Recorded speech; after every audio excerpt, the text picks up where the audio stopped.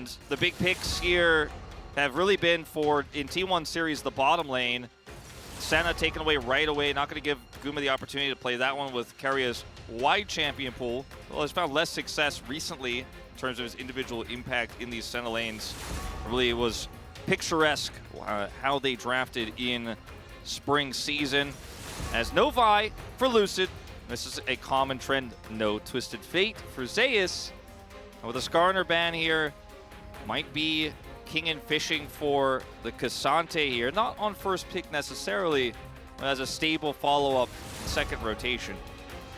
Kalista also going to be taken off the board. That's another flex pick for the bottom lane of T1. I think that's a good shout, especially with how strong it is right now. But Ashe still very high prio in the LCK and in many regions. And, you know, if T1 don't ban it here, do you consider picking it up to try to deny it from T1? I do wonder. I think it's a pretty good idea, especially when you consider how much Lucid has enjoyed to play the Sejuani, although to us, we haven't enjoyed it as much. This does somewhat weaken the Sejuani pick, but the Ashe is available. So is the Rumble. That has often been blinded in the top side because it's so incredibly easy to get prio up there and make an impact across all of the game. You know, he scales well, does well in early game fights. And Lucid's Nidalee is going to be what gets locked in here instead. So there's a lot of different things available here for T1. The Taliyah is up, for example. The Rumble is up. The Ashe is up. Sejuani is up. I mean, T1... they're like, okay, you got Nidalee. We have to get the max value out of this second rotation. And I think Ashe Rumble is so good. I mean, Maokai is also still available in this draft. So there's a lot of great picks that Owner can pick up here. Yeah, and D+ can't deny that from them in this position because they first picked Nidalee. So... and now you've got this Nidalee, the Yone's ban, so that takes away one of the mid-ADs. But with Tristana available, this seems like a pretty clean and obvious answer here for Showmaker to pick up. And where else are they going to go with this one? Do they pick a...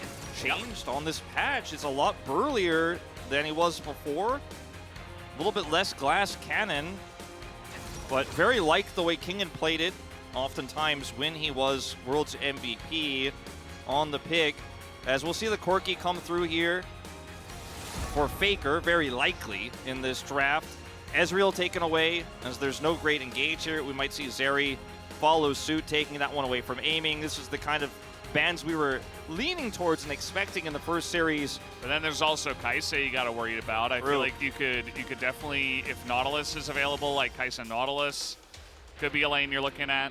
Kai'Sa Rell, I mean, there's a lot of options. The Varus also going to be taken off the board. Let's see if they ban the Zeri here or not. Banning Nautilus would be a mistake, I think, because it's going to allow the Zeri to actually have some additional free reign. And perhaps it's actually banned by D+ afterwards here in the second slot as well. A lot of thought going this one. It's a really tough call in this meta for aiming. We'll take away the Lucian, which is another pick that he's really good at, that he enjoys to play in this meta. There's just so many picks that are good in the AD carry role right now. It's just incredible. I mean, there's so many different things. Since they can't really play Zeri, you know, in this position, banning Nautilus seems like a pretty strong move by D+ here. And, you know, you can lock the Kai'Sa. If you do give over the Nautilus, I think that T1 will be happy to take it. Take away the Lee Sin. I mean, Owner is a fantastic Lee Sin, but there is still Poppy, Sejuani. I mean, there's a lot of power picks in the jungle left available. Ashe Sejuani just seemed so obvious from the get-go. It's one of the most common combos. T1 have relied on it so much in the past and dominated with it. You just set up both of those ults on a single target. You shut down a Tristana. You can catch anybody and kill them. As we're looking different angles here. No Ziggs, please. not for aiming. Twitch. Maybe just a Zeri, maybe that same starting letter in the draft. Yeah, Zeri Nautilus, perhaps? I mean, Zeri Lulu in this draft could work out. You know who also got buffed on this patch? Yuumi. True, but not really, though. That's just a pretend It buff. still counts. Kellen likes the Yuumi, though. I mean, yeah, you know. There's no 100% lockdown just yet. Just cleanse, but it is Leona. Okay, both of these picks are quite strong. And I feel like the Nautilus is better into Corki, but the Leona is quite good in skirmishes in the bottom lane and anti-dive, which can be quite strong into a draft like this. There's a lot of talk here with Guma, so it looks like Keria is going to be playing the Ashe. Yeah, it does look like that is going to be the case. Might be like, or? No, Keria started talking. Yep, it's going to be the Renata Glask. This Renata has a lot of value in team fights into the aggressive Aatrox, right, into Nidalee trying to follow up when the spears connect, and the kind of dive style where the Tristana goes in to blow up a target. Really strong into Leona. In lane, will have some power, but it isn't incredibly strong with Ashe. Specifically, it's stronger with picks like the Draven or a Callista, where you can kind of all in and get the bailout and look for some really nice timings to actually punish this area early. Whereas Faker is going to take, I think, in this draft some time to come online. I think a lot of this game is going to be for T1 around playing around this Rumble top side to see how many advantages Zayas can get up there, and if he can control the top side objectives, because bottom side is definitely going to feel like Tristana favored in terms of pushing through that. They have the Nidalee, they can clear jungle really fast with that too. And if you can constantly pressure those dragons, top side's going to be your only option as T1. It says a real cheerleader has entered. And it's a KBO Kia cheerleader. So coming on down to support the squad here. She's a mom and she brought her 12th grade son to Lal Park. That's her son pointing, that's my mom who brought me to Lal Park? Yeah, I'm in 12th grade. I think this draft for T1 is definitely one that they could pilot. They've played drafts like this extremely well in the past, but it is high skill intensive, and the timings are going to have to be hit really well with this Corki. This is going to be a fun one. I feel like both teams got some power picks. Let's see how it goes on the Rift for game number 1.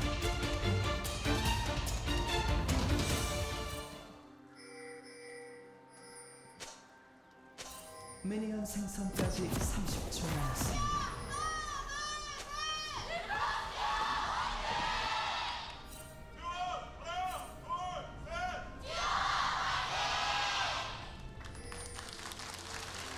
All right, here we go. Nice little highlight on the Hall of Legends trophy there, as well as we do enter a game with Faker in it. And yeah, this is going to be a big one. I feel like, you know, DK could really make a huge mark on the beginning of summer for them if they could actually topple T1 here. And a lot of us, I say a lot of us, I think it was like 4 of us predicted DK to actually take this victory, and then everybody else did go for T1, which should amount to about 6 people. Oh, it's a very common trait. Well, the Gatling gun does expire, and Showmaker will get his resistances back, and see if Faker can make anything more out of this. Just press the attack for Showmaker as well.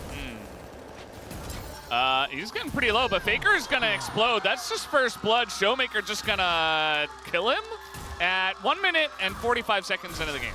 I really, the whole time I was watching that, I was like, I think Showmaker plays this very differently if he thinks there is even a slight chance that he loses this. And even with the Shred coming down, he's able to do that damage to press the attack. And the footwork triggers the second time there, but it's not enough damage.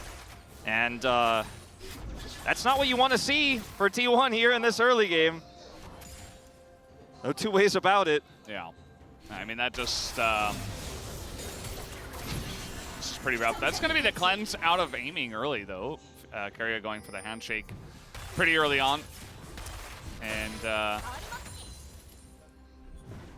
kind of an awkward start to the game. Yeah, I mean, like, that doesn't happen in the LCK. Like, I mean, Faker doesn't miscalculate moments like that usually either. Like, he's very aware. But Showmaker, like, even gave the emote of like, did he think that was going to work? I think that was just the automatic first blood. Oh, first emote, blood. Okay.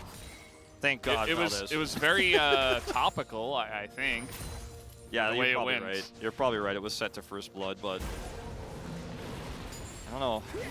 We'll get a look at that one again in a moment, but here we go. So the first trade. Yeah, the first trade, so it's just stacking the bomb here for Showmaker with his autos, half of Faker's health bar, and Faker waits for Gatling gun to come back up. And Showmaker's drinking a pot as well, refillable. And yeah. Looks like Faker was taking, you know, A little bit of damage. a bit more minion damage, Yeah. right? That might have been the big difference. But I think the issue is that Showmaker's not taking minion damage. So, Yeah. you know, he's like half an auto away from dying, as, by the way, owner is spotted here. And will have to back away, kind of on a awkward back timing. It's just so weird to see the confidence in that play from Faker because of the way the minion wave was set up there. And it felt like he was like, no, I win this 100%. And Showmaker was like, you lose this 100%, and holds his ground and plays it out. And Yeah. it just ends up looking silly in a weird way, but it's a very small miscalculation. Like, you could give it to anyone and they make a small miscalculation like that. And Faker is well so known for making the best calculations. This feels strange, but it was a high-risk play to commit to that. And the consequences are severe, as you know, Showmaker is going to be able to take a pretty significant lead in the lane that the Tristana naturally does end up getting a pretty big advantage in, as long as she doesn't take poor trades in the Gatling gun. Already has recurve bow, and with the push he has coming through, should be able to get back to lane here despite teleporting, so that's going to be a big spike in this lane. We have seen Corkies fall behind early in this matchup, but, you know, it's just a result of that solo kill. Yeah. It's going to accelerate things for sure. As Zeri still on a win streak here, 7 in a row, and aiming. We talked many times, we mentioned it at least 3 or 4 times in the beginning of the show, that this is a really good meta for him. He's very good at Zeri. Zeri is big time in the meta, alongside of other picks that he's great at, such as the Kai'Sa, even the Xayah he's played a game of once, not as popular as some of the other picks. But yeah, definitely the numbers to back it up as well. As here comes some pressure, potentially. The owner's coming over here, though, so Faker is, it looks like he is not going to enter the brush. Kellen is still here, and okay, it looks like they do know now, as there's a ward. Lucid also coming on over, wanting to make sure that they don't give this Drake away for free. There is some nice bot lane prio to the side of T1. Just with the range support matchup into the Leona, they were able to push that in early on. yeah. But they're not able to utilize it to actually get this dragon just yet. Yeah, with the Corki getting pushed in on now by Showmaker here, Faker is not going to be able to join. Level 6 advantage for Showmaker here for a moment as well. And we are potentially going to have some fireworks here. Yeah, Faker's going in there. He's going to get the jump in from Showmaker and ult away as well. So essentially just a trade. But at the end of the day, it doesn't look like DK want to commit to a fight on the Drake. So they just back away, take the trade in mid, and now he's going to go up to the Grubs. As we saw a short trade in the top side. Looks like Zeus is winning that matchup as well. Yeah, that's really huge for him. That's a matchup you want to be winning. He has the Swifties already. And as much as Huni doesn't like that, it is quite helpful into the Aatrox. It's a stylistic preference. Gonna see some attempted deny here, but it will be punished. Yeah, looks like T1 want to go for the fight, but the Equalizer already online here. It doesn't really hit anyone except Kellen, but now Kellen is absolutely isolated. But you do see that Zeus and the rest of T1 will back away, as they do not elect to fight after Kellen got super low. And so it will be the Grubs over to DK. Really confident play here from T1 to come over and contest that. The Equalizer with the Prio heads goes down, but like you said, it really only hit Kellen. And with the rotation of King and coming over, there's just no way they could stick around on the play there. And it will be all 3 Grubs going to D+. Now, the gold here is with that First Blood, basically just still sitting around First Blood diff here. But you notice the bottom lane, Guma has been playing it 1v1 here against Aiming. At this point, the Ashe is really starting to win these trades, has Berserker Greaves, so Aiming's getting pushed in on here, significantly down on farm. Top side, you already mentioned it, Zeus is winning in terms of the farm up here as well. So good trade back here for D+, that they're able to pick up those Grubs. Great, of course, that they got that First Blood, but Dragon going over to T1, and these lanes are starting to give incremental advantages to T1 for our next big fight. Yeah, we'll see how it does continue from there. King, and he's being froze on just a little bit. He doesn't want to give out the cannon, so he has to hit that. It might have pushed into him just a little bit faster if he hadn't taken it down, but of course he wants the money. As it looks like finally it is going to push back into him. It's not a hard freeze or anything like that. But still just aiding Zeus to extend his lead from where he's at this point. Maker's still putting on some pressure, but at the end of the day, outside of the kill, I mean, Faker is staying even in farm at this point in time, so yeah, it's somewhat even. It will even take a lead after this wave, assuming he hits all of those, which he does. So really well played from Faker, great recovery, still holding flash. I think both jungle players have made a pretty large impact. The farming from Lucid is, obviously, as he's Nidalee in this case, quite significant, but the cover there in mid meant that Showmaker couldn't really snowball that further, even though Kellen came over to try for it. He's going to push this one in. Faker will be able to catch most of these, though. Hard to use this prio at this stage, especially with the lack of control that Aiming and Kellen have on the bottom side.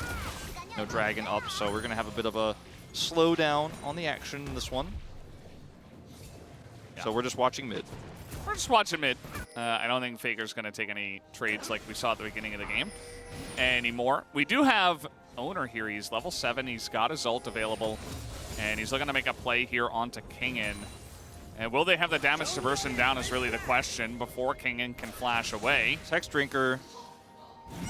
He's going to go in with the stun. There's the equalizer, immediately flash away. But now we got a 2v2 on the bottom side. Guma getting very, very low. As Lucid is coming in here, Kingen does go down in the top lane, but Guma in a bit of trouble. Might have to flash away from this one. Flash in from the side of Lucid, and he will pick up the kill onto Guma. Gets there on time in the bottom lane to trade kills for the team. So at least they're able to get something back there on the bottom side. Kingen, of course, flashing and still dying down there, and Zeus is going to pick up more than just the kill. We'll pick up a plate down or up there on the top side as well. So really significant pick there, but a great reaction from Lucid to go down bottom side and set up that kill. Kellen also helping out heavily there on the turn. I think Guma and Keria, knowing Zeus was topside there, could have played that a little bit more passively. Didn't have vision, I believe, unless that was a newly placed control. We'll see that in the replay of the rotation coming over bottom side. And that's much needed gold down in the bottom lane, but the bailout does deny it from Aiming. We'll watch this again. Kingen going in for the aggressive trade. Instantly flashes. Permafrost hits him. He is burnt down by the channel of the Q, which is overheated. And then that ward is cleared. Kellen has the control ward there. They know where he is. And yet still, Guma decides to opt into this trade here in range of Zenith Blade. And that's really what's going to be the last nail in the coffin. And you can see, based on the movement there at Kellen, he's like, we get both if I play this just right. Yeah. Forces Keria's flash. They will still get Guma. It goes to Lucid because of the bailout. Aiming's not able to pick that one up, but still a successful bottom side play. They get the flash as well. He's not happy that it didn't go to him. Yeah. It's like, it's very moment time, man. I need those kills. And I feel like Guma went in when Keria just used all his cooldowns, right? Like, he just went in, opted for the trade. Kellen and Aiming were absolutely looking for that trade, especially with their jungler coming over. So, bit of a awkward timing for Guma to continue on that one. The 1v1, it looked fine, but besides that, not so much. Owner is going to show his face as we do have this. Aiming's in a lot of trouble, actually. He's just dead. He doesn't have cleanse. He just is going to get stunned up by the Ash Arrow. It's Ash Sejuani, and he just gets 100-0. And neither player are buying the item or building towards it, but I feel like there's a lot of bot lane hubris going on, Valdez. So see a little bit of aggressive play. In this case, you just chain CC to death without cleanse. You got to know that is going to be how Sejuani Ash works. We've seen it a million times. You've got to deal with the Renata as well in this position, and that is going to be the Dragon going over. Now, top side, they will be able to get the second set of bubs, so that's a significant amount of damage to turrets for this Tristana later on. So this is definitely a huge win for D+, but it felt like it came at the expense of definitely an overextension down there on the bottom side. So a death apiece for our 80 carries. And Guma pulls ahead in farm once again. Yeah. All in all, still a pretty even game state. I think T1 with the Drakes and the fact that they have taken the gold lead, probably a bit more comfortable. But as you mentioned, the 6 bubs are going to feel pretty nice for this composition. It will certainly help D+ catch up very quickly if they get control of the map. Zeus has flash, and Kingen does not. So, yep, it's going to trade flashes with the support. Nicely done by Kellen to show his face and to put some pressure on the other lanes. Aiming about to pick up a plate there. So Kellen is caught here initially, and Aiming decides, okay, we have our mid laner teleporting in, but just walks forward here, and it's It's just as simple as that. The Renata ultimate also denying any sort of follow-up if there was to be, but there wasn't. And they just shut him down. Chain CC, no cleanse. A bit of an unfortunate moment there for Aiming and Kellen, who was initially caught. As you can see, the gold leads here across the board, significant for Showmaker. Small Nidalee farm lead, but otherwise, incremental advantages for Guma. And that top side is where T1 really have the strong advantage with the Rumble. It's going to be really important on these next few team fights. Talk about first Herald, Soul Point. Zeus does not have teleport, so needs to be controlling this lane as well as he is. And so far, so good. Aiming's going top. Maybe trying to put some pressure on that top turret once the plates fall. He was able to get the one plate in bot. And that's about all he's going to get in terms of plate gold for himself. So he is a gold farmer for sure. Yeah. Valdez. I mean, he was actually annoyed that he wasn't able to pick up the kill, right? And it does matter. I mean, you get a couple of plates instead of one. You get a kill instead of none. Like, that could be the difference between you carrying a team fight in the mid game and, you know, just falling by the wayside. So Aiming certainly knows where his bread is buttered. And that's an assist bottom side on that play that's split between 3 as well, so it's just really not that much gold he picks up from that assist versus grabbing the kill itself. As over here, T1 start the Herald first. Zeus is rotating down, has his equalizer at the ready, and they're kiting towards this choke point, making it very difficult for D+ to play around this, knowing that Zeus is going to reappear, but they do get the leash. Yeah, King not pulling the trigger on the TP. Not wanting to join up just yet. And T1 taking some pot shots here at this mid turret, but for now it's not really much. And now no flash here for Zeus. He's just dead. He's just isolated on the top of the map. Kellen once again. And baited by Aiming, so nicely done by the duo of DK, and that's going to be Zeus going down. That was a really good call just in general for D+, how slowly they played the Herald, knowing Zeus was near but wasn't there yet. Pushing T1 off of it, getting the reset as Faker tries to push mid. Showmaker, this Tristana can clear the wave so quickly, so he clears that. They find Zeus on the top side. It's a great play from Kellen. And as you mentioned, knowing there's no flash on Zeus on that previous trade on the top side, Kellen's the one who made it happen. He can call out no flash still on Rumble. Go for the Zenith Blade there, pick up the kill. Significant damage done to the bottom turret by Kingen. Now trying to defend this one, he will not be able to, so it's a turret for a turret, but a kill going over to D+. Their gold lead here, pushing up to 1,000 now nearly over T1. This game, very close. Yeah, it definitely is. It felt like T1 were like edging into the lead, but now DK are edging back into the lead. And, you know, Lucid, he got the one kill, but obviously what this Nidalee offers you is just incredible farm leads as well. I mean, he's so fed right now. He has the Lich Bane. They're looking for Zeus, I think, although it's taking quite a while to actually go for this, as now we're going to go for it. The spear coming out of the jungle, and still no flash available for Zeus, as that spear won't land, but it doesn't matter. They got what they came for. Man, they're just camping him now. He comes right back to lane without teleport and is blown up, and he has no TP still. Faker's over here catching this, but that means mid is open. And there's a ward in this brush. Kellen has Hex Flash, he comes over. T1 have already left the vicinity, and there's just no survivability on a Rumble into this area. So there's the kill Aiming was looking for. Then over here, there's no vision for T1 in this river whatsoever. The vision control is insane. They have a ward in the lane. They have a control ward, Banana left of the red buff, one to the right side of it. They know T1 have no idea they're there, and why would they think they would be? And it's just a dead Rumble again. 2 kills to D+. That gold lead now to 1,500. Yeah, it really just comes down to the earlier pick allows them to push into the jungle, set up vision control, vision lead, and then Zeus thinks he's safe. He's right next to the turret, but that ward in the lane that you mentioned, that was really the big one. So now, Aiming?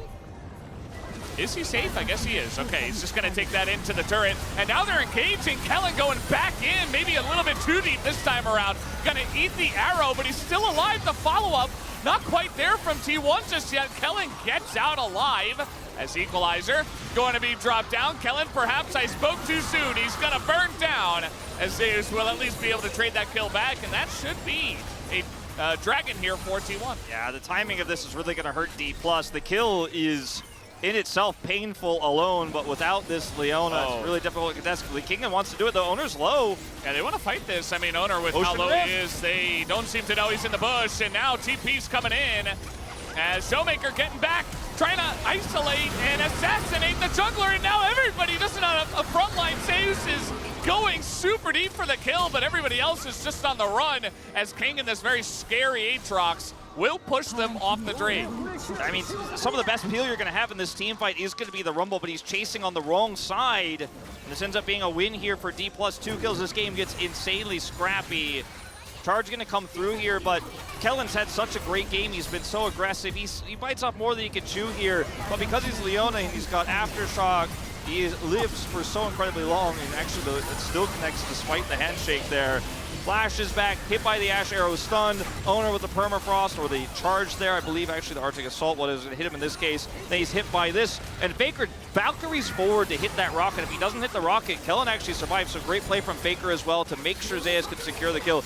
Ocean Rift, abuse by Kingen over here. Looking to push on to Owner with the teleport. Again, no vision to see this teleport flank. So many great wards from D+ this game.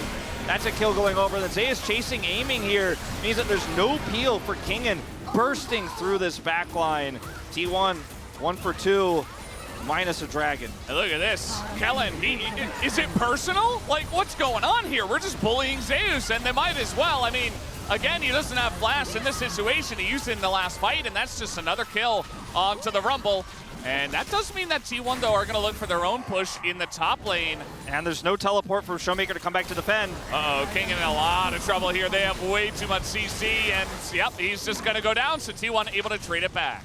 And, you know, they still get the inner top side. I think T1 will be able to eventually do this. It's going to take them a really long time, but there's so much map control gained by D+ from this. And the Tristana is always going to outspeed basically anybody on the map at turret races when you have 6 grubs. And now they're caught because it took them so long to take this turret. D+ look like they want to try to go for the punish. They really want to, I mean, they can't catch them, though. Aiming is running over every type of vision in the game. And, yeah. Didn't necessarily have to do that, but there's not much on the map at this point in time, I guess. Kellen, level 7 still. Carrier, level 9. T1 thrive in these types of trades or chase skirmishes as well. If you see T1 like pushed way up and you're chasing them for a long time, that's a sign to leave. They're going to turn it into a Baron start. They're going to do the T1 Baron to T1. Yeah, and, you know, Aatrox coming over. Kingen's not that far away. Owner's half held by this huge Tristana who's got Last Whisper. I mean, Showmaker's going to have 3 items at like 22 minutes into the game. That's not fair.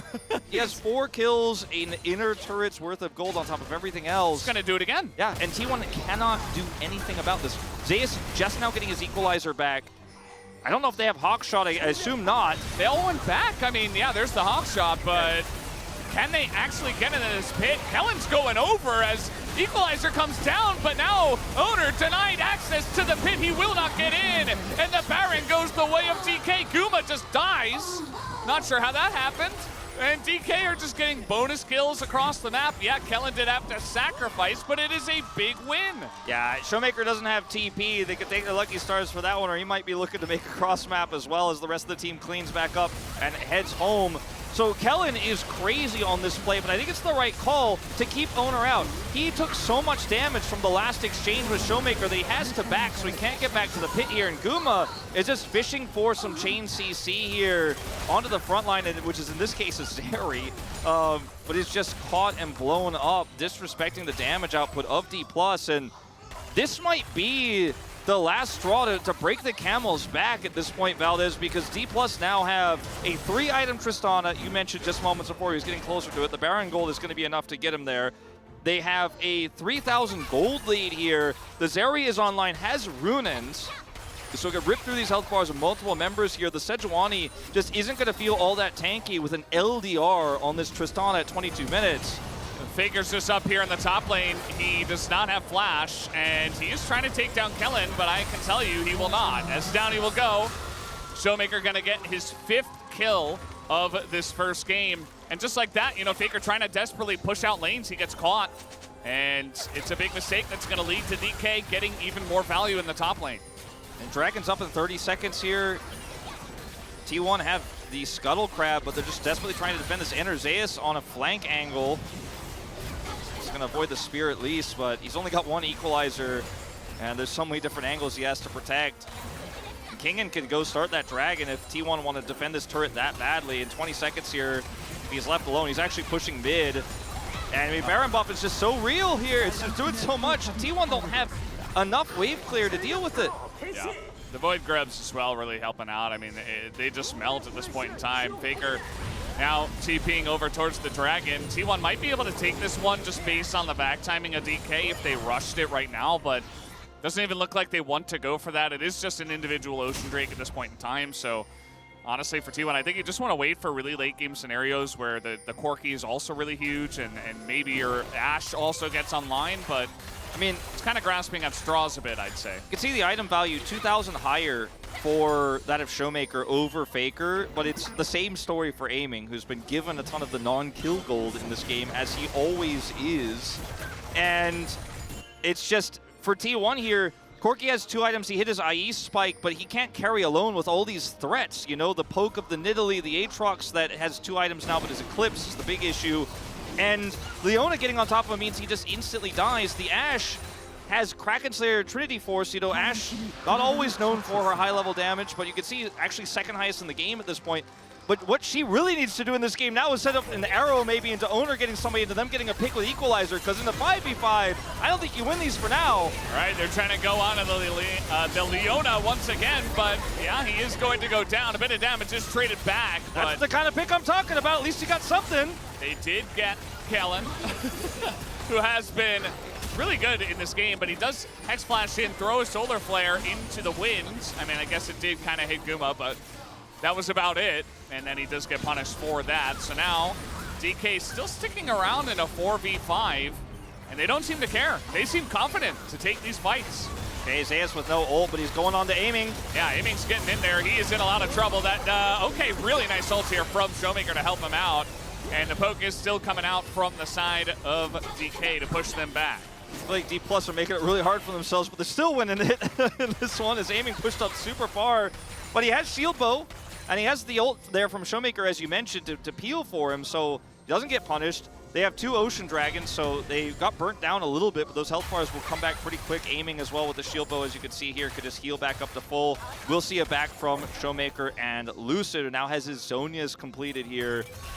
And it's really only the Rumble, despite all those focuses of him, and Kellen's almost vendetta against him. He still maintains a lead, but he can't get it done alone. The Ashe 2,000 gold behind, the Corki 2,000 gold behind means picks like the one we saw just moments ago onto Kellen need to happen more consistently.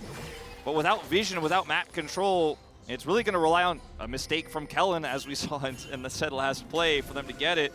If they could, for example, catch Tristana when she's trying to go in and blow her up, or catch Aiming if he's being greedy, pushing up too far in the mid lane, maybe that's a way back into the game. But these are veteran players who just don't make mistakes like that. Yeah, double QSS right now. They have put their gold to good use, and they are going to be ready for any kind of engage that does come out from Sejuani, from the Ashe. And you see T1 desperately just trying to get some vision around this Baron that is going to spawn in 45 seconds. And you don't always see it this early, trying to set up for Baron vision, but based on the fact that DK can just do it at 20 minutes, they can absolutely do it now at 26 minutes in the blink of an eye with their 2 fed carries, not to mention the Nidalee. I said, what if you get caught? Double QSS now, so I mean, yeah. You're not catching them. It's not going to happen. And DK, they are pushing in. As a squad, they're going to take out this mid-inner. And yeah, T1, essentially they just have to kind of turtle up in this red buff jungle. That's really the only way to get in, as now, trying to catch Lucid. They may have just done it. Yes, they did. They put their CC to use. He doesn't have a QSS. And now Guma getting in there. He's got the damage items. He takes out Kellen. And a chance here. Guma! Kingan's flanking. Woo! The shield comes in from the Renata Glass. Kingan? Okay, I don't know why this keeps happening to Aatrox. He's dead. Not sure what is going on in this game. Just like that, T1's back in it, baby. All I need is a pick. All I need is an Ashe arrow into a Sejuani ultimate. We talked about it in draft so much, and it's what brings them back into this one. Now they're on the Baron. Showmaker and Aiming have something to say about this. It's not a freebie, but with this TP coming through, it's just so hard for D+ to contest. Their jungler's dead for 5. T1 are back in the game. Yeah, they absolutely are. And that's going to be the Baron. That does go down to T1. We'll see just how large the power play does get because, you know, generally with Baron kills, you can sometimes get a bunch of kills on your opponents as well. We'll have to wait and see how this happens, though. So Lucid just throws a spear, reveals his location, even though he has a controller. They instantly ward it and then chain those CCs together. And Kellen, of course, gets incredibly low here. Guma flashes for this, and they don't have enough damage. They nearly do, but don't quite have enough. Now, Kingen here, well, I mean, I'm much more interested in Kingen. So he doesn't go straight for the flash onto Guma or anything like that. He just kind of waits. And then I guess hopes that Guma was walking through at that timing and I think flash it was just forward. a misclick. I don't know. I mean, I really just, I can't tell you guys. And we've seen so many moments from King in this season that are incredible, that are super good. We're like, wow, this man's improved. That we've seen him in the same game make a call like that out of desperation. Now, while they're trying to clear the waves here, as a lot of committal onto Kellen once again. Lucid wants to take the 1v1 versus Faker, and it might have baited him into it. Showmaker going over the top, but the bailout comes out. It doesn't matter, though, because the Zeri picks up a double kill in mid, and now they are on the chase, and they can chase so quickly. Not going to be able to close the gap just yet, but aiming will, as he is Zeri. Going to try to slow down Keria here, as they do have the Leona over the wall as well. Keria definitely going to be sent to the fishes and will eventually die. And it does look like DK should be able to take this Ocean Drake as well. Aiming's like, come on, I swear to God, if you ignite him, I swear to God. All right, so now the Soul Point is going to come over. Kellen's Do like, not okay, ignite him. Okay, I'm backing. Do not touch I won't my touch him. gold. Do not touch my gold.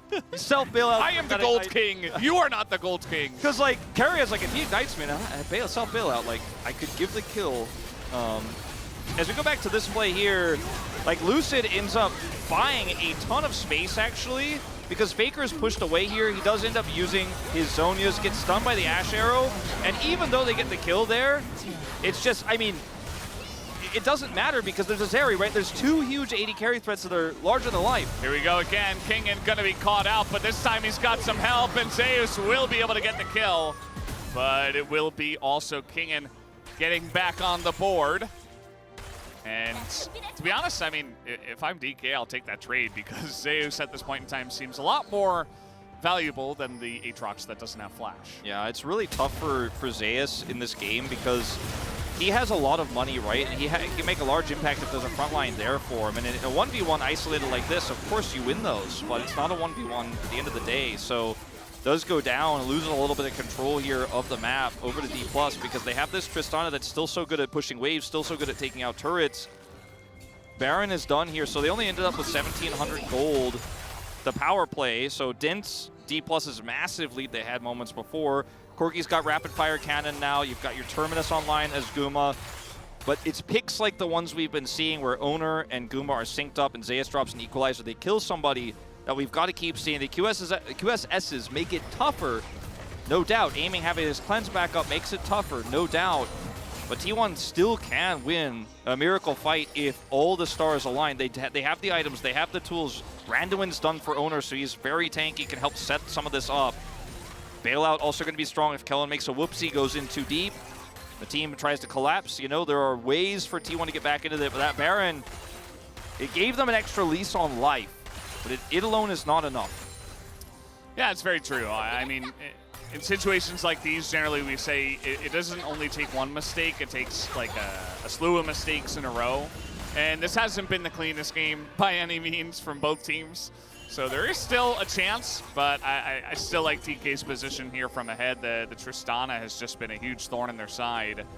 And Showmaker did go very deep onto a Corki that's also decently fed and has bailout in the last fight.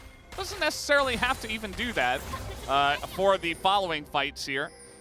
And his damage is going to just be a huge threat in this game as we are cresting into the late game here, 32 minutes in. Warmox across the board here. You know, Owner's got one, both supports have it, so that plus the fact that there's 3 Ocean Drakes here for D+. His poke damage is pretty negligible at this point. Yeah. And even chipping away at Owner's health bar, he's like, yeah, okay, whatever. I'm going to go right back up to full. Doesn't have any Oceans himself, but Warmox alone will really easily get that health back, so he's not too worried about getting hit by Nidalee Spears. Aiming, and his buddy looking for a pick on Faker. Yeah, Faker does not have flash, but he is Corki. and they didn't have 100% vision on where everybody else was. Kingen is moving up towards the top side to push this wave, and it looks like DK as a team just really want to pressure all the lanes, and now they're going to find Faker. He still doesn't have his flash, and he is going to die again. And there's no way that T1 could do anything about this either, because they don't have control of the Baron pit, they don't have control of top, they backed away. Showmaker had TP this whole time too, so had they been able to find an angle, he would have been able to join the Baron pit instantly. And this is just a great macro call, utilizing this Fed Tristana. Yeah. You get a kill, you get an inhibitor turret, and now, in 15 seconds, you're likely to get the Baron. You see how they use it. They don't even overcommit to the inhibitor because they want their back timings to be ready for the Baron. So Kellen's warding, just the team composition, the way they're playing together, the team coordination, I should say. And the way they're pushing in all the waves, just preparing for the objective, it's just a work of art here, the macro from DK, which has not been the case at all. Oh, really in hasn't. spring. And now they're pushing multiple waves into that inhibitor turret. Someone has to answer that, or money is burning, but so is the Baron. T1 gonna have to be decisive. Keria lost his Celestial opposition. I think he's got it back now, but someone has to engage, and it's probably gonna have to be Owner and Guma. But they've got QSSs. Oh, yeah, you can see Owner's just getting zoned away, but now they're trying to turn on to Kellen. He's all alone. They immediately burst him down. So much for the tanky Leona. And they're backing away. The Baron's going to reset. And T1, thinking about starting it up themselves, will clear this vision. Gaming's trying to aggravate it. That's a scary Baron. Does some decent damage. And, you know, it is just Kellen, but it's still going to be useful. And as you mentioned, it is going to be T1 kind of posturing around here, resetting vision. Don't forget, too, Showmaker can, like, TP to the base as well. Like, they have these waves pushing, so if you do heavily commit as T1, you might lose more than an inhibitor for it with this Fed Tristana, who's not showing on the map. Aiming's just trying to buy time. I mean, okay, I don't know. so deep, and now we have a TP coming in. And Aiming, yes, he is going to QSS. He is trying to fight here against Faker, but he goes down immediately. Now Keria getting super low fake. Showmaker going to be isolated. Down he goes. And I guess Aiming just assumed Kingen could get there on time and they could turn this around, but the case was not to be made. I thought he was just going up so Showmaker could TP to the bottom wave or something. I don't know about this, but this is a disaster. I don't think these two alone can kill Kingen, actually. They need an AD carry. Kingen on full health, and Guma is eventually coming over, and that'll get the job done, right? Yeah. I was going to say, I have good news for Valdez. He is coming. Well, I don't like to use the T word, Valdez. I don't like to say it.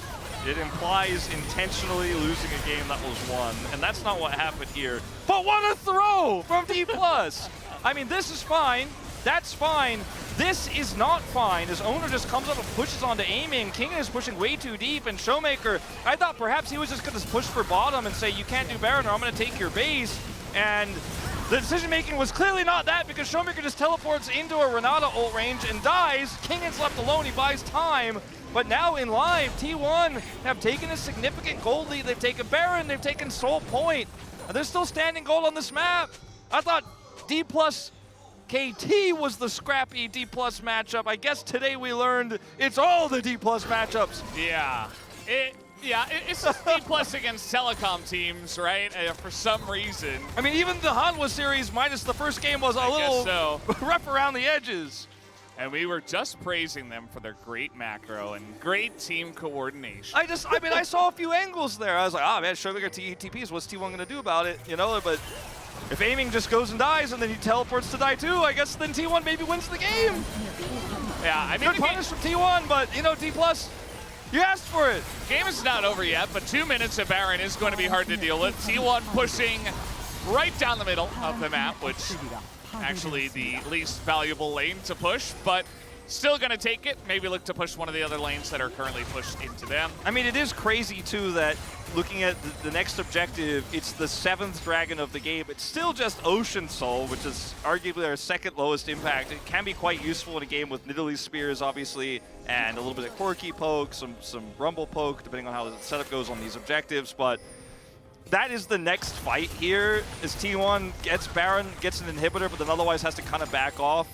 And it's still anyone's game to take. It's really just going to be about the next team fight, very likely. But when you look at the map, too, bottom lane is open. for T1. Mid lane is open for D+. Tristana, once she gets that TP back, that same split push win con I mentioned before is still a possibility here for Showmaker. So T1 kind of have to play respectfully, make sure that bottom lane is pushed out as much as possible. Arguably, as you mentioned, mid might not have been the best call. Bottom could have been more valuable, but easier to get mid, no doubt. Yeah, well, they'll take that and see what else they can get. I think they don't want to overextend, and they are going to send a TP down on the bottom side. There's only 50 seconds here on the Baron buff, as Faker did go back and pick up a GA. Here comes the arrow, not going to hit anything, as that is a Zeri. As now, Kellen going to get in front of that one, and now he's in a bit of trouble. Pretty tanky on the Leona, but not tanky enough. Down he will go.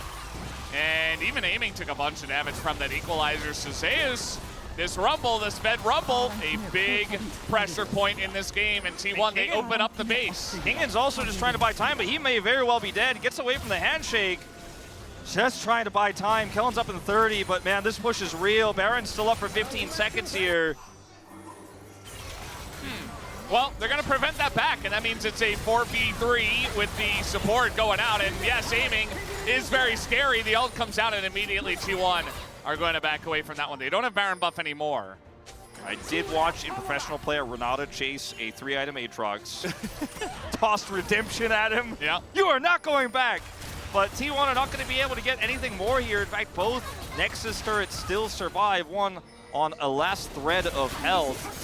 But T1 won't be able to get anything off of this play, minus the deep vision bottom side for the dragon that spawns that will be Soul.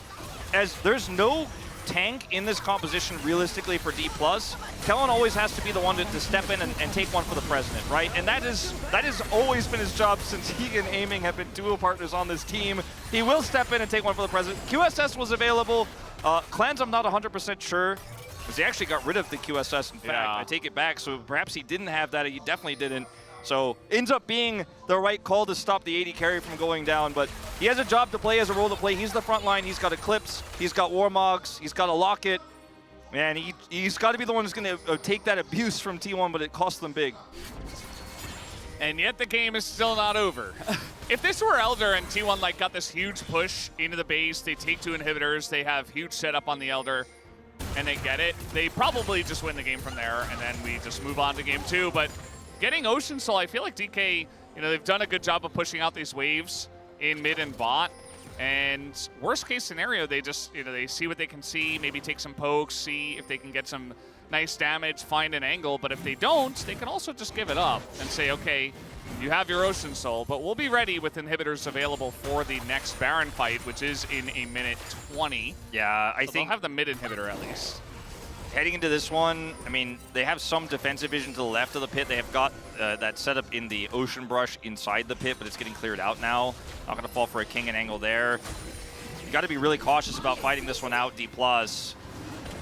As we are approaching, we're very close to our longest game of the season, which is 4 minutes from now, and it was another D+ game versus HLE, so they've planned the longest games of our season so far. Average game time definitely longest, and with these inhibitors down, pushing through the bottom, or rather the mid lane right now is the super minions. They just have to give this up, and Ocean Soul, not going to be a huge game change. It feels great, especially into the Nidalee I mentioned, but is it going to feel like game losing? It's not Elder, but the Baron that spawns in 30 seconds that they still have to deal with now, that might be enough to get T1 to just push through and end. Kingan has teleport. Something always important to consider, even if this Baron does go over. He's got a few flank wards he could potentially come towards and change the trajectory of this game. But in terms of the Baron pit, T1 have full control at the moment. Yeah. Zeus does not have TP, so he's rushing as quickly as he can to get back to this pit. But T1 have just enough time to get him over here. Yeah, and it does look like Kingan's actually going to stay with the squad. I thought maybe he would go bot because there are super minions pushing in there. But he wants to be ready to go right away. He does not want to be delayed. And, as you mentioned, T1, they cleared out a lot of the vision. There aren't actually very many flank wards as, okay, missed arrow once again. That's fine. So he's going to be here. He's not going to look for the flank. He's just going to be ready to go. And maybe he'll back once the super minions hit the base. His flash, very nice from the side of Lucid, but Owner has to use his as well to try to make that play happen. T1 have very rarely won fights if those combos aren't landing. Now both the Arrow and the Glacial Prison down here. And T1 in a front-to-back against 280 carries. It is going to be tough. Faker's got his GA here. He is also full build. Look at the timing of when they start this. Right when they know Kingen has to go back. Yeah, and to get him back here, he's going to have to TP. But the timing of this, I mean, they could rush it down so quickly. Yeah, there's just no way. And DK, they just got to back out of this one. But now Kellen, he's slowed forever, and the equalizer big once again, but that's on a 280 carries with a lot of PL. And now Kellen, he's not going to get whipped there. Flailed by the Sejuani.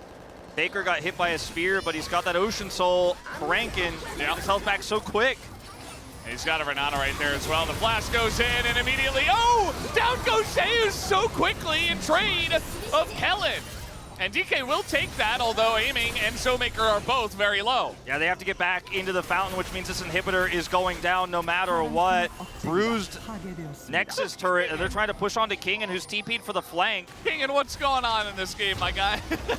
He's just been everywhere, man. He's just all over the map, but now he's trying to trade on a Faker. Very nice flash away from Faker as Kingen tried to flash on top of him. That will be the Aatrox going down. Shaky call. T1 were already on the retreat, and even though Kingen is a big Aatrox, he went Randuin's, and it's buffed, or rather reworked Aatrox. We have changed, where arguably his damage is a little bit weaker to actually look for burst targets on this patch, and he goes for a flank there when T1 were leaving, I think a bit greedy, and now that he's down, I mean, T1 are ready to push again with Baron. He's not up for 35.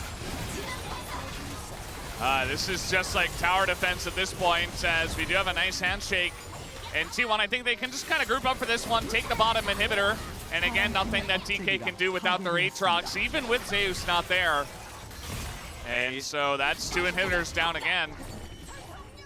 The fact that they have a Tristana that's this big and how quickly he can clear waves, Showmaker can, is part of why they're back in this game. This is not quite the Smolder angle, but it's really difficult for T1 to end when their CC is on cooldown. Look at Zeus. Yeah, I mean, if he kills Aiming, he feels like the MVP. I mean, he just died so fast, I don't even blame him. And this is just quite peculiar here from King, and he buys some time for his team, but I think the goal was something a little bit greater than that. It looked like he wanted to pull the mid-wave minions, and then he got spotted, obviously, and then they were right there, and they just TP'd on him. I don't know, it was weird. As now, speaking of which, Owner, and he's just going to go in on that one. Showmaker going to get CC'd up once again as he's in a bit of trouble. The Renata ult comes in, and that frontline Aiming is just burning down. Down will go Kellen, down will go Aiming, and it looks like T1 have finally done it, but Showmaker still alive. I don't think he's going to be able to hold on to this base all by his lonesome with Lucid. In goes Faker, okay. Nice amount of damage done once again by Showmaker, but there's just too many guys here on the side of T1. I think T1's done it. Valdez, the comeback was real. It wasn't easy, it wasn't clean, but the resilience, you can absolutely feel it. Great chain CC setup there in those final moments onto Showmaker, who goes in, gets caught. QSS's, I believe, the Glacial Prison, then is hand shook right afterwards by Keria. And even though he doesn't die, he gets so low that he can't offer any damage back. And T1 will take it in the end. Bit of a sheepish grin on the face of Comas. I think everybody knows this is a very important win, a huge turnaround, and it needs to be celebrated that T1 were able to get it done against such crazy odds. A 2,000 gold lead on 280 carries. The Tristana and the Zeri, 2 picks that can be incredibly strong in the late game. But the other part of you looking at this as a T1 fan is, how did we get there? Faker solo killed early, some big mistakes in the mid game. But I would not want to be a D+ player or a D+ coach in that booth right now. With the lead they had, it seemed unlosable. But so many CC setups between Owner and Guma, and they get it done in the end. Longest game of the season by 30 seconds. We're going to have a good series. We did it. We did it. We broke the record, and I hope we can get 2 more of those because DK, they put up the pressure, but T1 do shut them down. That's it for game number 1. We'll be back after the break with game 2.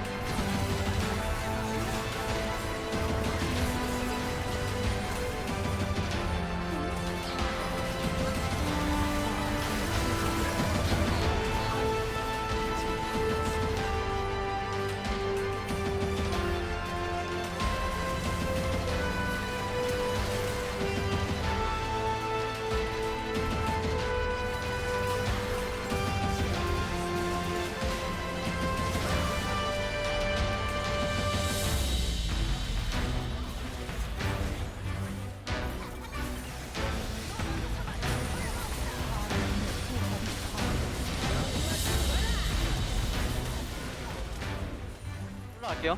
대리만 좀 조심하면 되겠다. 여기 있다 얘네. 살짝 볼게. 공각 보긴 했고. 트리 끌었는데. 트리. 아, 천천히 쫓자. 트리. 트리 높을. 갈게. 야, 체리 높을. 정면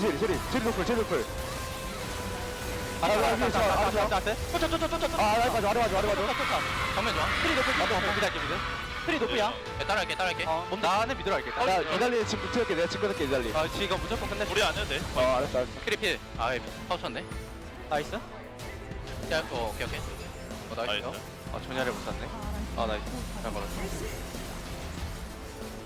All anymore for game one in a critical sense because they won the game and then they lost it. And we all know what it means. We all saw it happen. We saw 2 highlights of a team making mistakes and then T1, the Nexus exploded. They won it.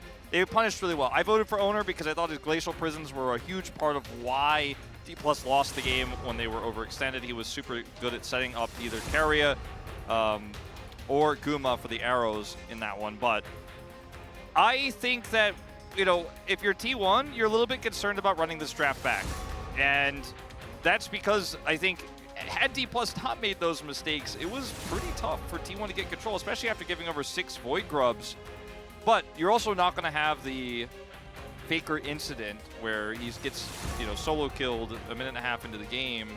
I don't think that's going to occur. So, like, there's a lot of things that went wild and crazy in that last game. So what is this? They're like, okay, we're not going to ban TF, we're going to ban Jax instead, so we want to play TF? Maybe. I mean, it would just be kind of strange to pick it very early on. They don't have to pick it first, but maybe like second rotation? Same bans here for T1. Ashe is open still. Was not picked last game. So's Nidalee Wolf. True. So they can pick the Nidalee again and give the Ashe over once again. They can maybe try to take the Sejuani away. Let's see what they want to do here, as there's a lot of discussion, but it will ultimately be the Nidalee again. Not surprised by this. And we'll see what the answer is going to be here for the side of T1. The Taliyah completely ignored in the last game. But I imagine Ashe, Rumble, stocks are still high. Great performance on both players individually on these picks. And yeah, I mean, you know, if it's not broken, don't fix it in terms of this part of the draft. So alternatively, because you know, the crazy thing is because they pick Nidalee first in a situation like this, you know that you don't have to lock Sejuani now. So you can get something else with this, like the Rumble. Steal the Tristana away is a good call, and that's what they're going to do. And with the Nidalee locked in already, it's a little bit less appealing to go Rumble here. Yeah. That's a good call. I mean, Showmaker might just play Corki. You know, that's kind of the handshake we have nowadays in the mid lane, where it's like, okay, well, he got Tristana, so I'm playing Corki. Or he, you know, I'll play Tristana, and then the other guy plays Corki. And so we might just see the opposite way. But the TF I talked about, I mean, the bans made it very obvious. I feel like, and so they will pick it. You could still go TF Corki here. Still feels pretty strong. And yeah, the Twisted Fate also is guaranteed CC for Nidalee Spears in whatever matchup they'll be playing on the top side. We don't know what that is going to be just yet. Now, this was super obvious. One of the strongest AD carry, you know, with jungle synergy duos in the game just because of the ultimates, how they function, and as we saw in the last game. They will not allow the Zeri again. So a lot of adaptation in this draft from T1. Taking Tristana, denying the Zeri. I wonder what Zeus is going to play in the top lane. That's like my biggest question right now, because he got the first pick of Rumble in the last game, and yes, that could have been Flex, and they could have chosen something else into the Aatrox, but he elected into that matchup. They're not going to give him Rumble, obviously. And you know you're going up against, almost definitely, ATF. Could be Kennen. You know, I mean, it's definitely a possibility to give him some magic damage. I mean, we've seen Kennen do okay into Twisted Fate. A lot of it depends on your jungler's ability to come out and help out and get you advantages there. But I think that's certainly a matchup they could opt into. Assuming that's not banned here, the Nautilus is still available in this draft as well, which is so wild to me with how high prio it's been and how important it's been in our first 2 weeks of the LCK that it just slips through. They're not going to let Ashe Varus be a duo to deal with. Now, this could be a flex Always remember that possibility here. So this is quite scary to face off as D+. It will probably be top side, but it's definitely playable in the bottom lane. Yeah. Also, Lucian was banned the last time around. It was Ezreal, Lucian, the bans. This time it's Zeri, Ezreal, and Aiming says, okay, I'll play Lucian. And if Lucian was banned somewhere along the way, probably could have just played Kai'Sa. I don't think Kai'Sa would have been great into an Ashe lane by any means, but, you know, in terms of picks that he's comfortable on, at least, you know, he's going to be having another one here with Lucian Nami, the classic. I don't know if you really want to play Camille into that. Can be quite tricky. Can work out incredibly well if you do end up winning out on those early trades, but going to be the Draven Ashe lane instead, and the Camille will be going topside. So there is almost no more power you could have in a non-Kalista lane. Like, the Kalista's banned, right? But this is one of the most powerful, high damage with setup lanes, a kill lane to dream for, and it's Gumakaria playing it, so you can trust this bottom duo knows how to play it. They've probably played it countless times in scrims. And I don't have the data in front of me, but it's probably not the first time they played it in the LCK, because they play lanes like this all the time. Yeah. And if you look at the side of D+ Kia, they have a lot of single target lockdown. They have a decent amount of power in the mid game, spears for controlling objectives. They have the Corki. Once he hits IE, it could be very powerful. But I think what T1 have is a comp that snowballs incredibly well, has side lane win conditions, and, you know, really has a lot of power in the early game and can snowball incredibly well. It's Iris. Welcome, welcome. Coming down to watch some LCK. Thanks for coming by. She does a lot of the trilingual translations on stages. Did that at MSI. Very cool stuff. This comp from D+ Kia, it has tons of damage, it has a lot of pick. There is no front line. So I hope you get ahead. Otherwise, maybe that damage is not going to carry you across the line. As you mentioned, T1, a lot of different angles they could play for here for the next game here. Game number 2, let's hop into the Rift.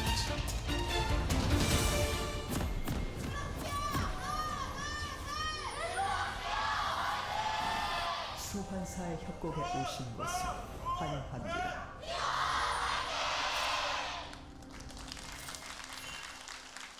And here we go. Aiming didn't buy any items. At least he realized, and he's not a jungler. Not going to call out any players that have done that on the international stage. But yeah, he's going to be able to get back and buy the item. That's how you could tell somebody And he's going to the top lane. Yeah, I mean, there was a pretty good chance we were going to see a lane swap in this game because of the Twisted Fate situation. Yeah. And there's so much power in this because Twisted Fate has that guaranteed CC. Is going to be useful as a second jungler, essentially.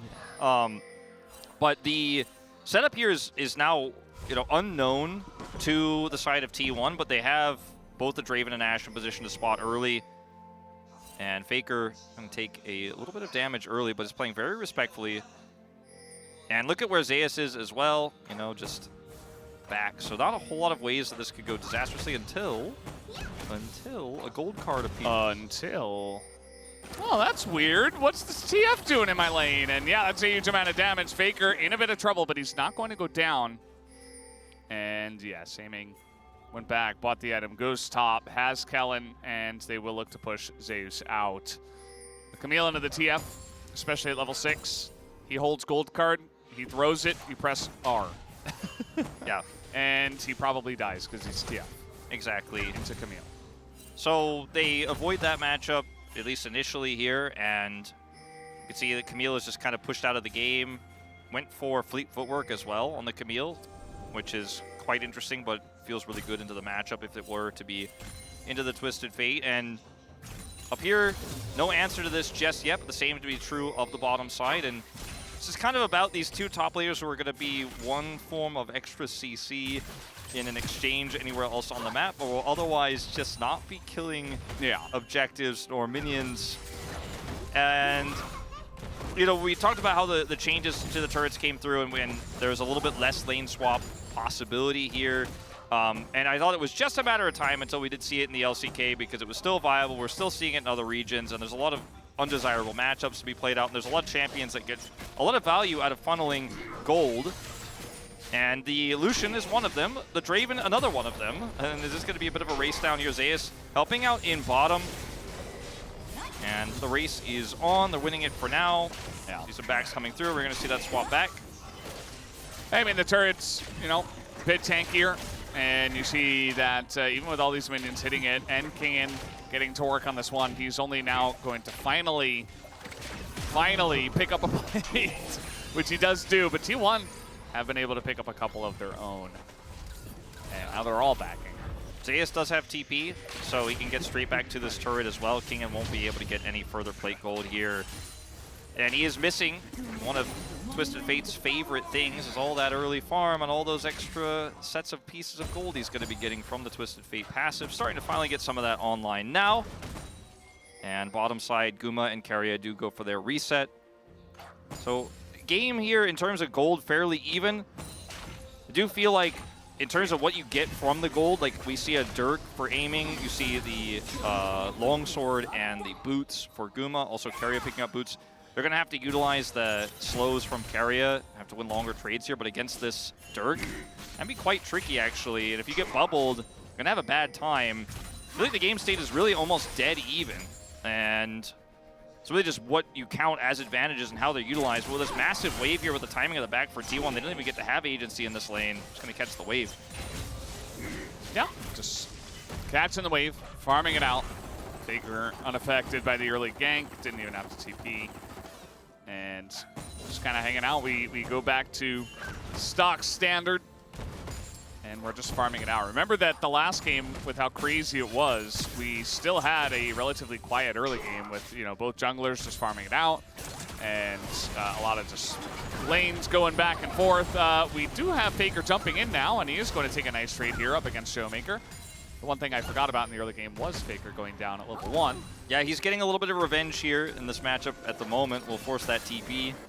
Lucid was able to get an Ether Wisp, which will help his already fast clear. And he's going to be able to come up here and offer some damage onto Faker. Misses the spear. Yeah. It's not in any kill threat, but Lucid is going to, oh, wait, okay, that spear does hit, and Faker does back away. But yeah, just delaying the back, being annoying. He's already cleared out his jungle very fast, so he can get back to that without any delay. So less value for the top laners is really kind of the TLDR. Less money for them in this game. A little bit of impact. As Owner comes down here now, control ward in this tri-brush. Kellen not linked up, but without ult, I don't think Owner can really push the issue here, but it will give them a plate guaranteed. Yeah, just going to go between Guma and Keria. And Guma ended up getting a pretty significant advantage out of this, the back timing here for aiming. They got more gold. CS is higher. And if aiming doesn't get a gank here from Lucid, like they can't really punish because of the Ashe slows, and that Dirk, like I mentioned, isn't going to necessarily do as much if you don't have control. Topside Lucid is grabbing those grubs though. I mean, every time we show this mid lane, I hold my breath after what happened last game. Yeah, I expected this one to go the way of Faker, but actually towards the end it does look like Showmaker getting some extra chip damage as Faker's backing away. Yeah, he's got plated steel caps and trying to heal through that fleet footwork. Level 6 for Faker now. It's kind of an awkward look in the top lane right now. Was pushing away from Zeus, and he doesn't have any vision. And he was just hiding in the brush, and Kingdom was not hitting the minions, so it kind of looks like he's just trying to keep the wave right here. And Zeus goes in, gets hit by the trap that was set up there, but still doesn't have a ward available. So Owner edging up towards the top side of the map. Might just be there in case Lucid does commit to any kind of gank up there. Yeah. As Kellen is running back to lane here. That fairy charm and a control ward. He is going to show up aiming, playing very passively, trying to deny him a cannon. And Kellen going to help out, grab that one. It's been a very quiet early game. Incremental advantages here for T1 in the bottom lane. Small farm lead for Owner in the jungle. And both these comps explode when they get an advantage, but I feel like T1's does even more so because of the Draven passive, the cash-in that he can get. Makes it so much more scary if you do end up making a mistake early. So Lucid is here. Trying to get in onto Guma. The spear is going to be dodged, and Guma pretty fast on the runaway. Also bubble missed and heal committed to by Kellen. Meanwhile, no sums used by T1's bot lane, so Lucid gets in there, he's trying to help, but actually I feel like it's just going to be T1 continuing to dominate the bottom lane. I mean, Uma still has ult, so if they take another few hits, could be in trouble. Aiming. Yeah, that will be denied with the knockback, but a bit of chip damage with the culling. Yeah, I mean, if Owner ends up hitting an ult through there onto Aiming, doesn't have cleanse, and Guma presses R, that's your first cash into the game. They want to go for Faker here on the TF Destiny gate. Yeah, but Faker's so respectful, and he's got the wave. And now he's just going to hard commit. Remember, he doesn't have teleport, so he is not going back to the top lane anytime soon. Yeah. Well, gonna grab nothing here. Feels like T1, they like have a monitor on where Kingen is, and they're like, okay, he's going towards mid, Faker backs away. Okay, he's going towards bot, they back away. And now that he's gone towards top, the bot lane returns down to the bot lane. So they dodge any hope of a Destiny play. He doesn't end up really losing anything for it, so ends up being okay. A pretty measured play from Kingen. But had he committed and failed and then lost topside plates to this Camille, would have felt disastrous. Scuttle does come over here, spots out the Camille's arrow. Ooh, very close, and another dodge from Showmaker, but still going to be slowed up here. Permafrost coming in, and that'll force the flash finally. But the fact that he doesn't die amongst all of that, still very impressive for Showmaker. Yeah, quickly reacts to the arrow, and Valkyries, even though he might have been able to sidestep, he doesn't take any chances of that. That's when Owner decides he's going to Glacial Prison because he knows that the Valkyrie's on cooldown, but he sidesteps that one too. And that was really well handled. Flash still gone, though, for a follow-up, as both of those ults are on a much lower cooldown than the Summoner spell that Showmaker no longer has. And I'd love to see the total gold across the map because it's almost dead even Aiming. Getting in there, he's going to use the knockback before the culling does come out, but Aiming's angle there not perfect. So Guma doesn't have to burn flash or anything. He does heal. Meanwhile, topside, I don't think he can really commit to anything here under this Camille who has ult and flash. You're Nidalee. Yeah, so the Nidalee's farming. The Sejuani is farming. At least Owner tried to make a play. I mean, for Lucid, it's like, well, we have Nami Bubble in the bot lane, I guess. Corki doesn't have much gank assist. We have Kingen, but that's a Camille in the top lane, so... Yeah, there's just not much this not gonna gank. This Nidalee can do until she gets some items here. Lucid's going in there. I mean, Faker nearby, and immediately Lucid's just essentially going to have to flash over the wall here. Nearly going down as well. Zeus thinking about going very deep for that kill, but just going to elect to push him away. Big fight here over the pubs, as Showmaker this time is going to manually input that emote, and Zeus is going super low. Over the wall goes Showmaker, as he's still alive. Zeus surviving for so long, and now Faker a big opportunity to potentially turn this one around. As Showmaker also extremely low, the permafrost does come in. But now the gold card off cooldown. They want to go for Faker, but guess who's here? It's Keria! He makes his way into the play as the Guma ult also sails wide, but this is still gonna go the way of T1 after all the shenanigans, as Showmaker also will bite the dust. All right, this ended up being a really, really narrow miss, I feel, for D+, because they were so close to really getting insane value on this play, but they don't really walk away with all of anything. T1 still get both of those grubs. So go back all the way to what happens down here, because he did ult, but at the same time is caught by the tidal wave, flashes the bubble, but Aiming has the damage. So this happened meanwhile, so a lot of stacks now gone, those adoration stacks taken away off of this play. So really nice idea there from Guma, but he is caught, as over here, this ends up just being a very scrappy and wild fight, but there's a gold card here. Zeus narrowly gets out, and then this going forward, it initially seemed like, ooh, this might be so horrible for D+ with the shield coming through from the Camille Q, but they are able to secure the kill just the same. And then Faker is able to buffer the gold card as Guma's ult goes wide. Sadly, he dies.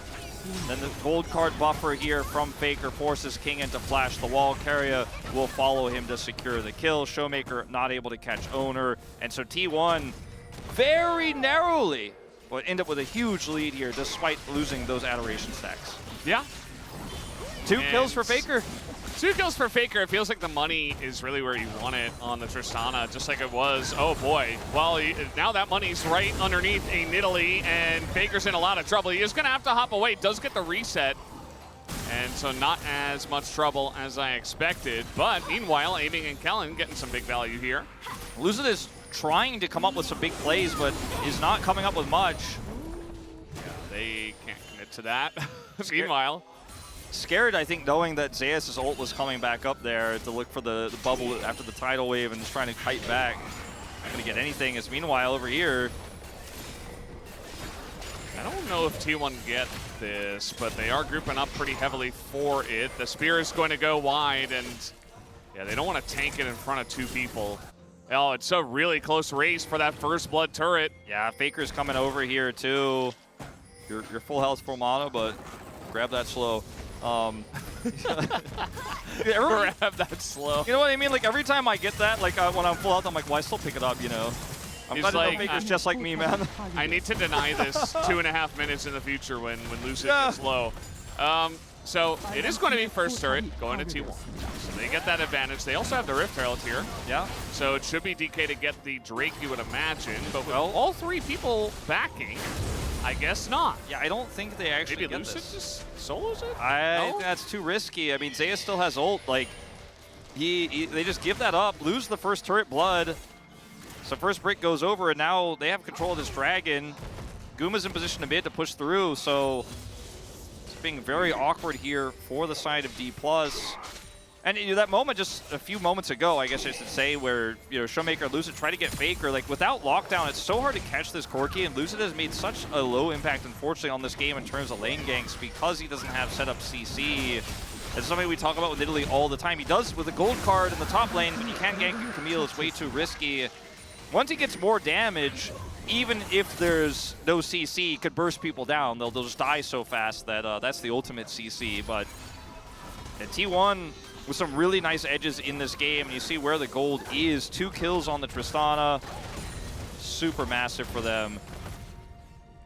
Faker is playing it safe. They're really trying to find these angles. I mean, Kellen was all over the Rumble in game 1, and then he found Faker the one time, and this time the gank brush is going to be red. It's probably something I would assume that the T1 coaching staff went over as well. It's like, these guys, they're playing a little bit sneaky, right? They're using some sneaky tactics. So you got to be ready for that. You can't push up too far if you don't have the pressure. And seems like T1's doing a better job of that, as once again, Owner gets that ult in onto Kingen, but fortunately there is no follow-up, so Kingen just ghosts away.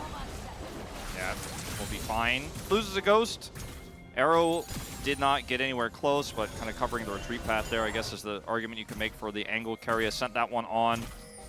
As now with these backs here for T1, I mean, we're just resetting again. 3.5 minutes until either objective spawns.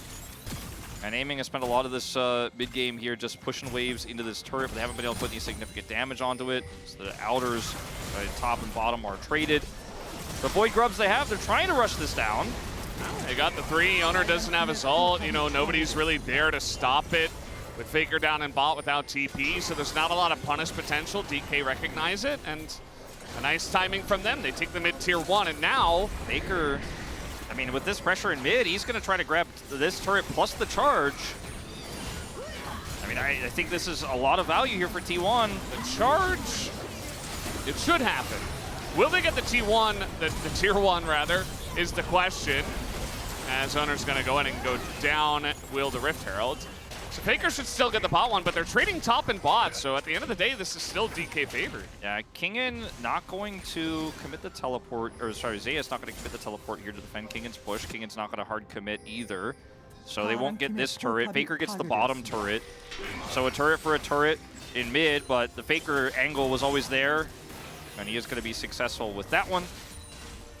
And now they're going to get this mid turret anyway, so T1 definitely trading up. As 305 stacks now for Gumi. He lost 264 as per production. Gave us the update on that one earlier. So fighting his way back into this game.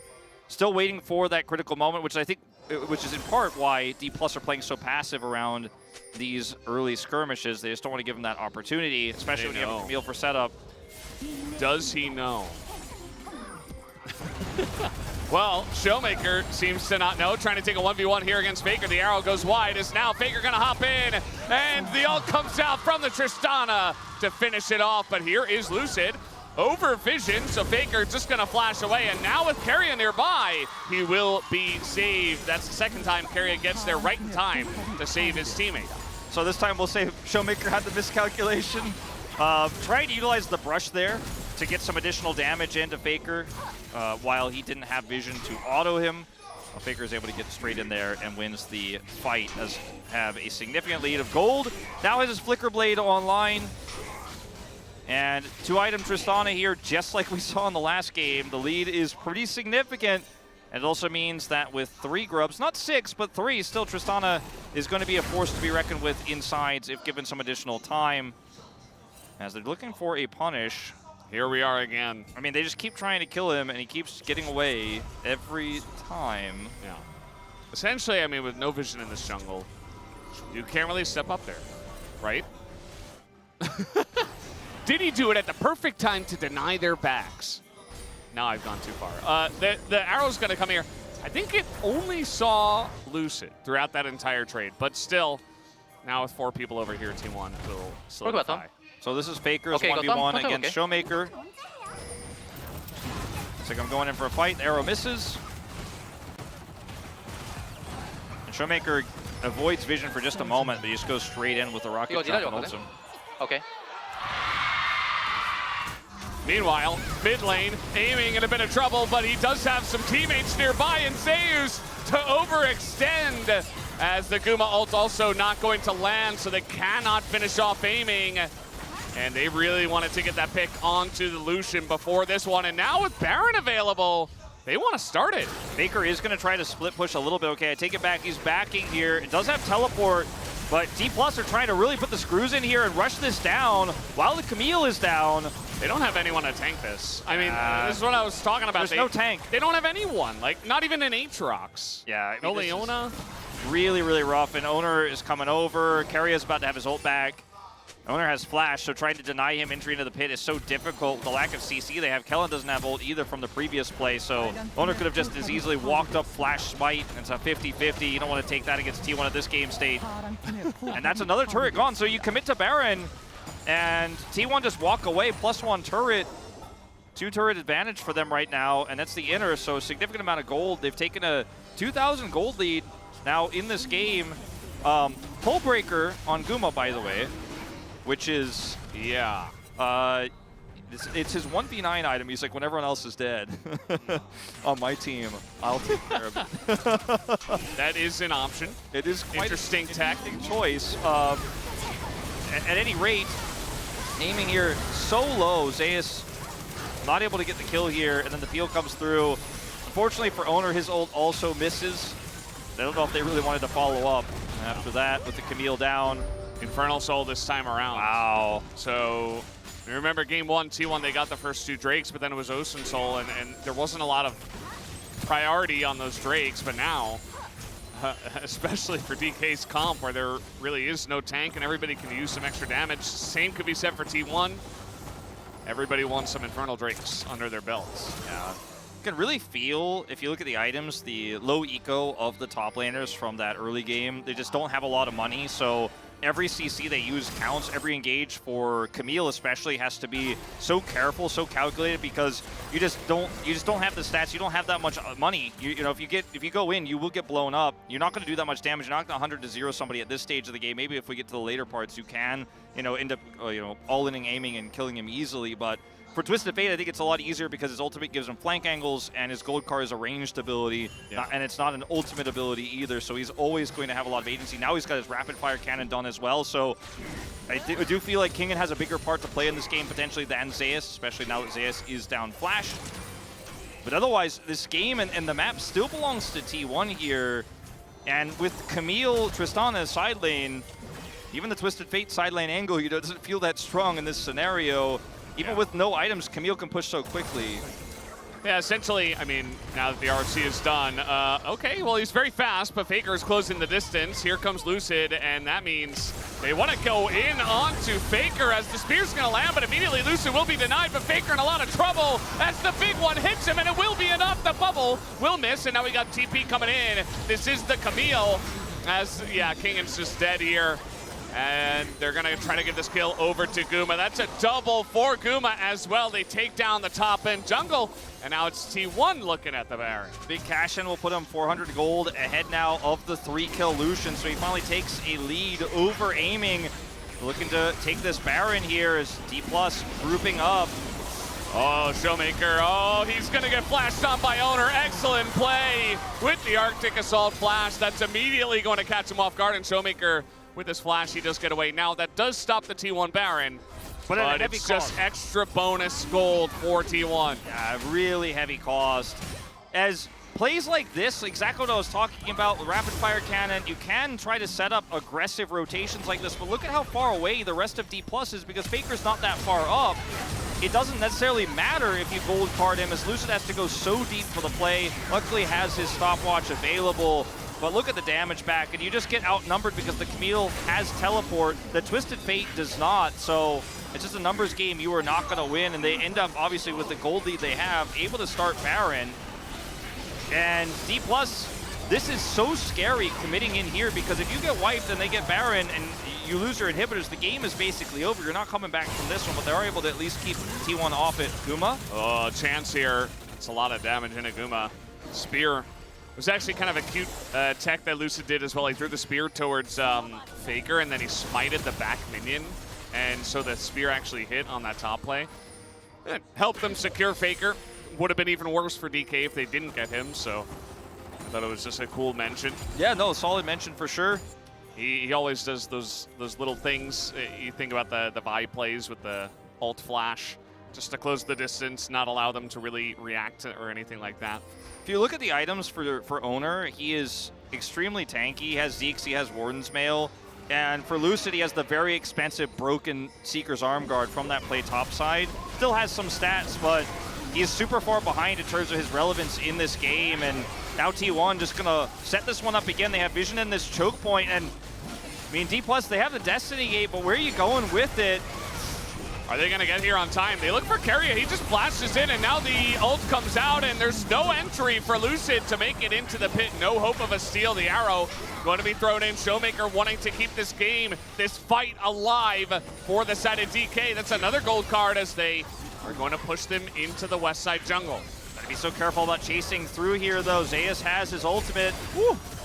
And he might just lock down whoever steps forward. That's a culling, and more poke is coming out. They're trying to get this poke in, but now the engage comes out from T1. They pull the trigger, and Zeus is able to frontline Guma and Keria. They stay alive in the 2v2 as well as aiming goes down. It is a clean ace for T1 in game 2. Yeah, and likely the last nail in the coffin here at 26 minutes. T1 looking to push and break open this base. And what is arguably T1's cleanest game of the season so far. Very, very one-sided affair. A few draft tweaks, a strong early game, great map reads, not shaken by the lane swap. And this is the bounce back T1 fans were waiting for in this series against D+. Game 1 definitely left you feeling a little shaky, but this is the win you were looking for. Yeah, I think like you said, I think the difference between game 1 and 2 is just pretty massive. The tweaks in the draft, just the tweaks in the gameplay as well. Nobody's getting caught out. They're playing very carefully. It seems like they went back to the coaching booth, got their heads screwed on straight, and everything was kind of set from there. Still, you know, DK putting up a nice fight in game 1. T1 maybe looking a little bit shaky in that first one, but we kind of returned to normalcy here at the LCK, right? In any other match, we would feel like always T1 would be the big favorite. There were some Preds that went to DK, including mine, but after this win, I think a lot of minds will be changed in terms of what the tier list looks like right now and what the form is for these two teams. And I think D+ predictors as well as D+ fans, you know, probably felt really good for the first 20 to 30 minutes of this series. And then, you know, as that turns around, as T1 crushed game 2 after the mistakes in game 1, you know, you might have been yelling at your T1 fan like, aha, I told you! And now you're definitely a little bit silent. And it's one of those awkward series as a D+ fan too, where you were definitely on the edge of your seat. You were standing up, you were clapping, you were cheering, and now you just want to turn the TV off and hide. Carrier doing the faker. He's doing it because this series had its ultimate highs and lows for sure for D+, and T1 really looking like the better team in that second game, being extremely resilient in game one. And you just never count this team out. Every time it seems like this team has hit a awkward spot or they're in a little bit of a slump and there comes a few doubters, even after game one, you're like, I'm not sure. You and I were talking about it backstage, like, does it go 3? That was really shaky. Then they just come in with a clean game like this and completely punish it. You could feel the desperation in all the play from D+ in this game. They're trying to lane swap, aiming no item buy. Might not have actually really been that significant. Probably wasn't that much in his head there, but with some of the forced plays like this one in this game, you could see they were really starting to feel like they were against the clock. They wanted to be super proactive, but they kind of dragged themselves down to where T1 is at their best, which is in these scrappy fights. Yeah, it was pretty close, but at the end of the day, T1 definitely the cleaner team. There were a couple of moments where it looked a little bit over-aggressive. I mean, if aiming's there alone and you immediately burst him down, it should be fine, but, just going a little bit overboard. And at the end of the day, it didn't really matter because that's what the Camille was there for, and Zeus was able to utilize it very well in every other fight in the game. And this was really the desperate play for me for DK, where it's like, okay, we really need to isolate him.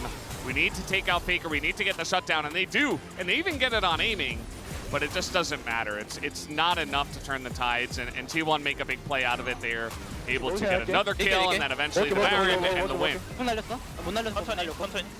Wanting to go slow, 탑으로. pushing towards top. Some split calls in terms of where to go, but they ultimately decide to go through this top side jungle. 피만 돌리다. 우리 세주 오모그다. 나 괜찮아. 시 치우면 좋아. Saying he's got his jump at 7, Faker is, and 이거 then 밑으로 돌아 되긴 해. curious to see what Zeus says here. 그래도 맞아주긴 할게. 나 워머가 피치면 좋아.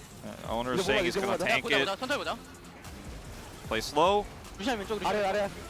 And Zeus is silent the whole time as he goes in for the engage. 루시안 잡았어. 이거 왼쪽 봐줘야 돼. 왼쪽 봐줘야 돼. 미드 가면 끝나. 미드. Cover left, come back left. They come back left and clean it up. Yeah.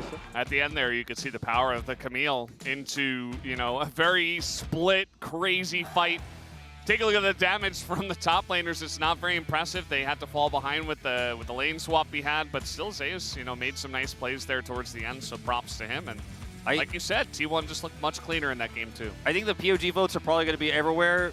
I'll tell you guys who voted for Faker. I felt like he was the taunt button in this one. He drew a lot of pressure, and they were able to capitalize on people trying to pick him all the time. And this is the kind of Faker we've been seeing the last few years when he's pulling people around the map and T1 is winning fights based on his greed. That's the T1 that wins championships, right? That's the T1 that we all love, that we've come to love with this roster over the last 2-3 years. Yeah, so at the end of the day, it feels like the hierarchy stays the same. T1's on top here over DK once again. But guys, we're going to send it over to the space to break down this series. Take it away, D-Gun.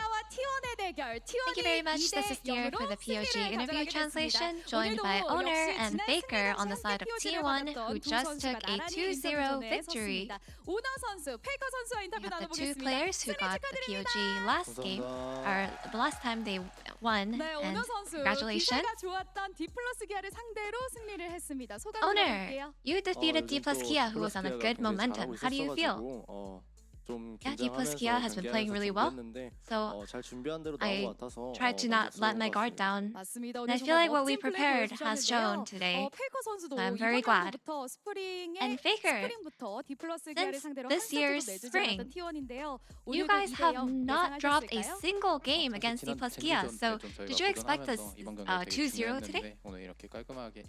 After the defeat last game, it was just as important to win today's match, so I'm really glad that we're able to secure today's victory. And after the last match, what was the feedback that you utilized to prepare for today? I think we just, rather than having a feedback, I think we just went over some of the things that,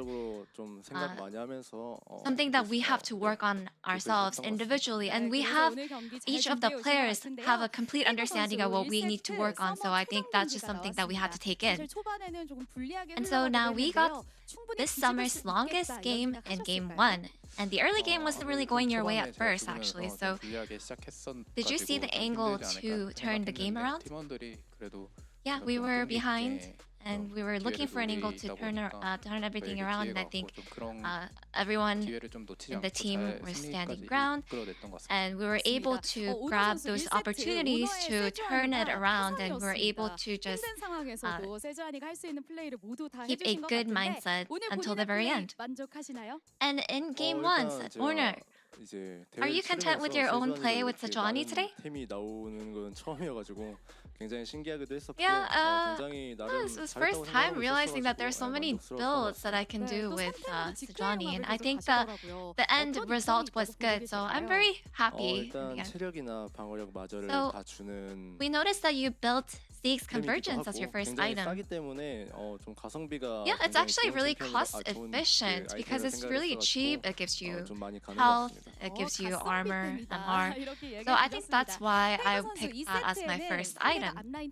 And in game 2, Faker, your opponent had no front line tank, completing a super aggressive comp. So what did you discuss as a team? I think this is the kind of comp that D plus Kia actually favors. And against an aggressive comp, we actually do know how to deal with that kind of comp. So I think we found a really good pro with our own comp against that.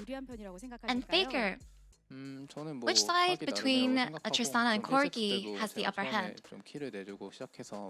I think Tristana, and I feel like I didn't really show you everything I got from getting that solo kill in game 1.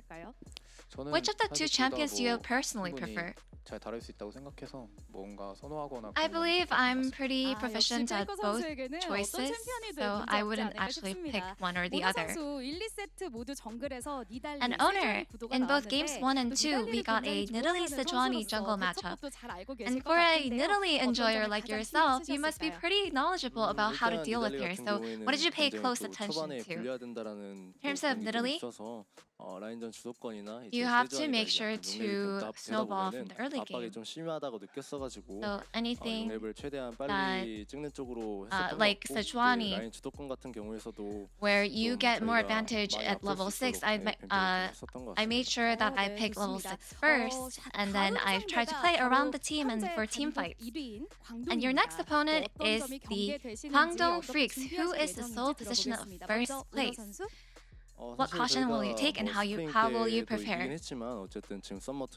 We won against them in spring, but since they are the first place right now and playing really well, I believe that we cannot let our guard down. So we'll make sure that we prepare properly and try to win. And Faker. Against Kwangdong, of course, we have to have a good understanding of how we are feeling. And Kwangdong is in a strong momentum, so we'll make sure that we are ready. And any shout out for the fans? The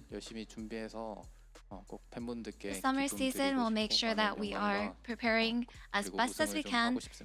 And we want to bring as much honor and as many victories as we can. Thank you. And that's the end of the interview with Owner and Faker of T1, and back to the space. Thank you.